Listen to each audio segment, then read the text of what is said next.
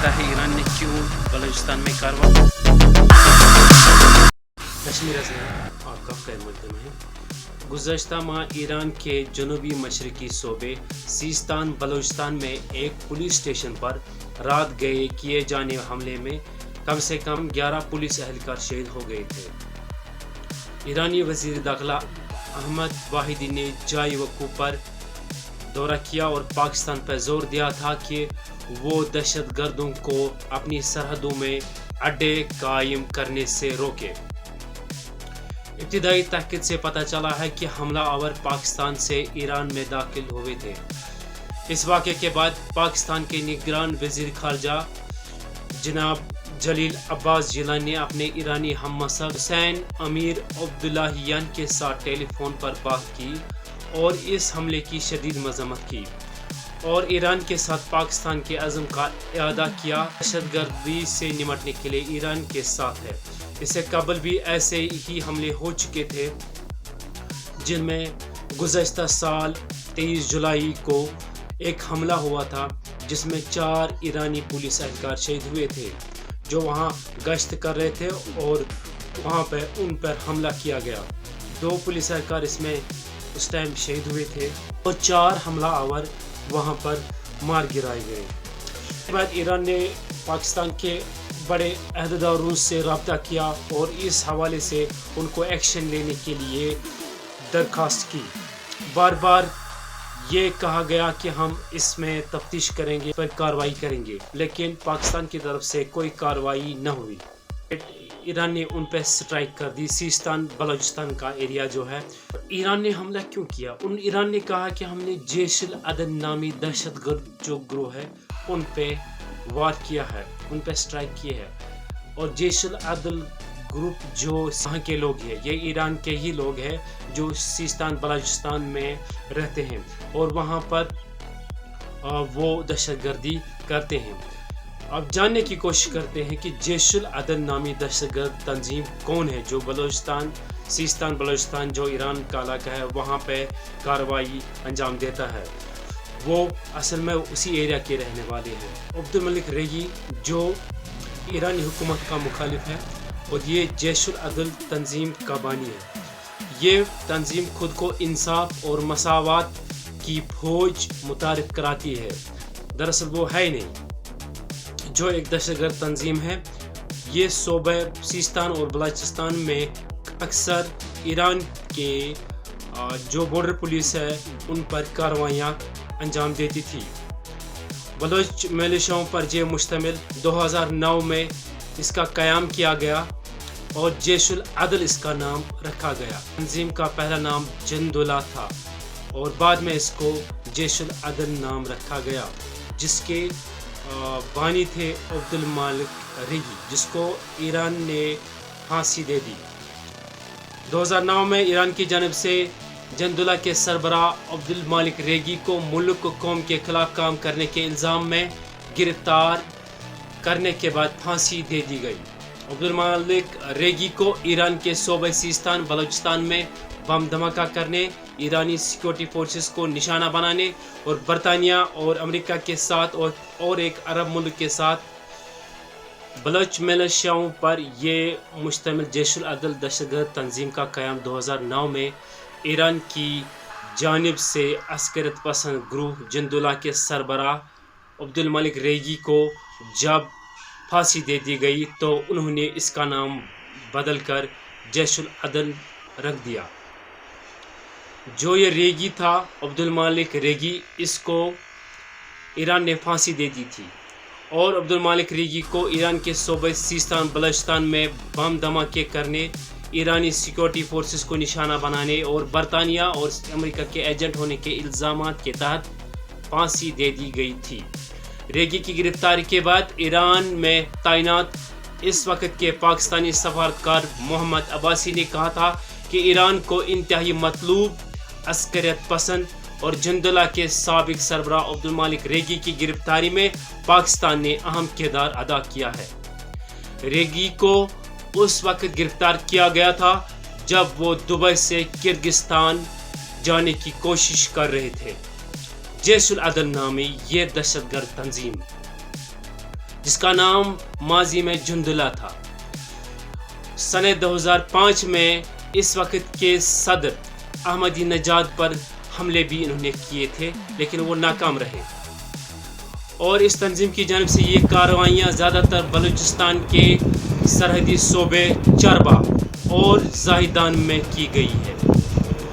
बहुत से खूनरेज़ मार्के उन्होंने किए हैं। गुज़श्ता बरसों के दौरान इस गिरोह ने ईरान की फ़ौज और सिक्योरिटी फोर्सेस के साथ मुसल्लह और खूनरेज़ झड़पें की है और जनूबी मशरक़ ईरान की सरहदी इलाकों में कई मुसल्लह हमलों की जिम्मेदारी कबूल की। ईरान की हुकूमत जशरदुल को दहशतगर्द गिरोह और एक अरब मुल्क और अमेरिका की खुफिया एजेंसियों से मुंसलिक समझती है और इसे जैश-उल-जुल्म कहती है। ईरान के सिक्योरिटी फोर्सेस के एहलकारों का कत्ल और ईरानी सरहदी मुहाफिजों और मुसल्लह अफवाज के एहलकारों का अगवा करना। सन 2002 में जुंदुला के क़याम के बाद से इस तंजीम ने बारहा ईरान में मौलिक हमलों की जिम्मेदारी कबूल की है।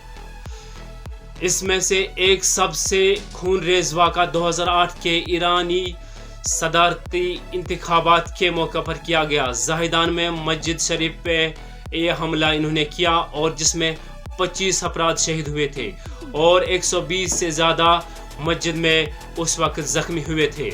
इस हमले की जिम्मेदारी इसी दहशतगर्द तंजीम जुंदुला ने कबूल की थी और इसका आज नया नाम जैश-उल-अदल है। अक़वाम मुत्तहिदा जो UN है, उन्होंने इस हमले को दहशतगर्दी करार देते हुए इसकी मज़म्मत की थी और उन्होंने भी इनको दहशतगर्द नामज़द किया था। ये ईरान का सिस्तान और बलूचिस्तान का एरिया है और ये पाकिस्तान का बलूचिस्तान का एरिया है।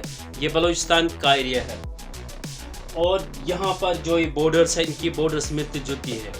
ईरान का कहना है कि इन्होंने वो यहाँ पर हमला करती है और बाद में यहाँ बलूचिस्तान, पाकिस्तान के बलूचिस्तान में घुस जाती, बैठ जाती है, छुप जाती है। तो ईरान ने बारहा पाकिस्तान से ये दरख्वास्त की थी कि इन पर रोक लगा दी जाए, लेकिन पाकिस्तान की तरफ से कोई कार्रवाई नहीं की गई। इसीलिए ईरान ने बारहा पाकिस्तान से ये दरख्वास्त की थी कि इन दहशतगर्दों पर ये कार्रवाई करें। ईरान ने जब स्ट्राइक की तो पहले मुतलक किया गया था। इन पर स्ट्राइक की तो और पाकिस्तान के सफ़ार जो फॉरेन ऑफिस है, उन्होंने ये ऐलान किया कि हम ईरान के साथ सफारी ताल्लुकात अभी बंद करेंगे और उन्होंने अपने सफ़ीर को वहाँ से बुला लिया और ईरानी सफ़ीर को वहाँ से निकल जाने की दरख्वास्त की थी। और बाद में 18 जनवरी को पाकिस्तान ने रिटेलिएट किया और दो तीन जगह पर उन्होंने ड्रोन और स्ट्राइक्स की थी। क्योंकि पाकिस्तान का कहना है कि वहाँ पर 2 बच्चे शहीद हो और एक कुछ ज़ख्मी हो गए हैं। इस मसले के पीछे असल में क्या हकीकत है? ईरान एक खुद मुख्तार मुल्क है। ईरान जो है वो एक खुद मुख्तार मुल्क है, किसी की डिक्टेट पे नहीं चलता है। जैसे कि पाकिस्तान की फ़ौज, पॉलिटिकल निज़ाम, उसका कंट्रोल पूरा अमेरिका के हाथ में होता है। आपने गुज़श्ता सालों की या पिछले सालों में देखा होगा, जब अफ़गानिस्तान पे हमला किया गया तो पाकिस्तान की फ़ौजी क़यादत उस वक्त के जनरल मुशर्रफ ने वहाँ पे ज़मीन फराहम की। अब अमेरिका ने इन्वेजन किया अफ़गानिस्तान पे, तो सारा का सारा सपोर्ट पाकिस्तान ने ज़मीन फराहम करके और हर कुछ सपोर्ट उन्होंने फराहम किया है। इसकर वो अमेरिका की गुलामी करता है। और आपने देखा होगा कि पिछले ही कुछ महीनों पहले प्राइम मिनिस्टर ऑफ पाकिस्तान था, उनको जेल भेज दिया गया। अमेरिका को खुश करने के लिए किया गया और उनका पॉलिटिकल जो वहाँ पर स्ट्रेटजी है, उनकी सब पॉलिटिक्स अमेरिका के हाथ में है। और जहाँ तक ईरान का सवाल है, ईरान एक खुद मुख्तार मुल्क है और वो किसी सो कॉल्ड सुपर पावर्स की इताअत नहीं करता और न उनकी डिक्टेशन कबूल करता है, न उनको मानता है। अब पाकिस्तान का रुख जानते हैं। पाकिस्तान ने भी जो बलूचिस्तान का एरिया है, वो बलूचिस्तान में जो इंसर्जेंसी चल रही है, आपको मालूम होगा बलूचिस्तान के लोग आज़ादी चाहते हैं पाकिस्तान से और वहाँ की बलूचिस्तान लिबरेशन फ्रंट और बलूचिस्तान लिबरेशन आर्मी जो वहाँ इंसर्जेंसी तंजीमें हैं, वो वहाँ कार्रवाई करती है। पाकिस्तान का कहना है कि ये جب کارروائی کرتے ہیں تو یہ سیستان بلوچستان ایران کے علاقے میں چھپ جاتی ہے، اور ہم نے بارہا ایران کو کہا ہے کہ ان پہ کارروائی کرے، اور ایک دوسرے پر الزامات لگاتے جا رہے ہیں، لیکن اس کا نتیجہ کیا ہوگا وہ آگے پتہ چلے گا۔ ایران میں کرمان شہر میں جب ایک عظیم شہید کی برسی منائی گئی تھی، تب وہاں پر دہشت گردوں نے حملہ کیا اور 100 سے زیادہ بچے عورتیں وہاں شہید ہوئی، اور بہت سارے وہاں پہ زخمی بھی ہو گئے۔ اور ایران کا یہ کہنا ہے کہ ان حملوں کے پیچھے بھی یہ تنظیم جو ہے جیش العدل یہ ملوث ہے، تو اسی لیے انہوں نے یہ کارروائیاں انجام دی ہے۔ بہت سی جگہوں پر بھی انہوں نے کارروائی کی ہیں، آپ کو پتہ ہی ہوگا۔ ایک کارروائی تھی جو ان کے لیے ایک میسج ہے کہ وہ کہیں پر بھی جب ان کے ملک کو کہیں پہ خطرہ ہو ایکشن کریں گے۔ پاکستان نے واپس وہاں پر ریٹیلیٹ کیا، دیکھنا ہے آگے کیا ہوگا۔ کہ جو فارن منسٹر ہے حسین امیر عبداللہ نے ایک انٹرویو میں کہا کہ ہم نے پاکستان کو وہ برادر ملک ہے اور پاکستان کے ساتھ ہم اچھے تعلقات رکھتے ہیں، اور ہم نے ان کو پہلے مطلع کیا تھا، ان کو انفارم کیا تھا کہ ہم یہ اسٹرائک کرنے والے ہیں، اور بارہا انہوں نے ان کو گزارش کی تھی کہ ان دہشت گردوں پر پابندی لگائیں اور ان پہ کارروائی کریں، لیکن انہوں نے نہیں کیا۔ ایران کے فارن منسٹر نے کیا کہا آپ یہ ویڈیو دیکھ سکتے ہیں۔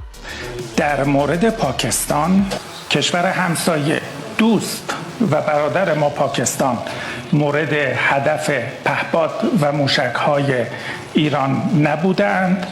گروهی موسوم به جیش العدل که یک گروه تروریستی ایرانی است و در بخش‌هایی از مناطق پاکستان در استان سیستان و بلوچستان پاکستان پناه گرفته‌اند و ما بارها در مورد اون با مقامات عالی رتبه نظامی، امنیتی و سیاسی پاکستان گفتگو کردیم. عملیات‌هایی رو در روزهای گذشته در ایران انجام دادند، از جمله در پاسگاه راسک نیروهای انتظامی ما رو به شهادت رسوندند. پاسخ ما روی تروریست های ایرانی در داخل خاک پاکستان هست. من قبل از این گفتگو با همکارم وزیر خارجه محترم پاکستان در این خصوص گفتگو کردم.